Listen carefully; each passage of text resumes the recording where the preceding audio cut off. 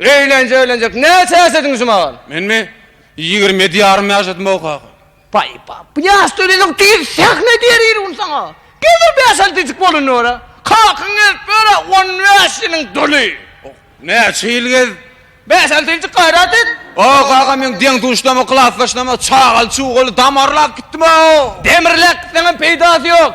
Kaka girellay. Allın attın ay bir medeniyettirek, salihattırak bolorlara. Basılyan zatı varan gülüyalakı.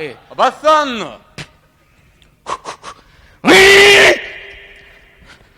Ne jara oğlum? Kork yan kaka. Yok korkmaz oğul. Korkma kaka. Ya kıydın ya ecetini artık gidiyorsun. Kıyın Allah kaka. Borun kıydın. Giri verin kapaçıktır. Gir verin diyelim. Ya var ya. Gir verin deydi o kaka. Yumurta kalkın girmeli ağırın. Geçeyle. Hay seni. Ona çoğulun. Bismillah deyip sağ ayaktan yer. Bismillahirrahmanirrahim. Vay Murat. Aman sağlık giyim. Oğut musun? Kurun suluk mudur? Öğüçer oğut mudur? Alo.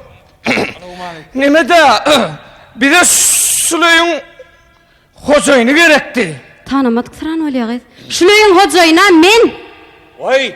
Oğlum bir yerde de yok. Neme yok? Sıra kur kakası yok. Kokda o. Neme de keyim bir de bir karnaşlık asayellik geldik. Eğni de çen mi? Men için. Allın ettin adam. Yine oğlum mer dansan yok mu? Ne? Kaka. Nereye gidip varyan hemen durna ente. Aman ya. Oho. Hay oğul yani. Biraz mı kapı açık? Kapıya bak kaka. Kapı açık diye biraz mı? Kapıyı yaptık ayağına. Kıstım açılıyor. Kıstım çıkıyor. Be. Alay tuvalımı it güvendiniz o. Vay size mi itgömensiniz?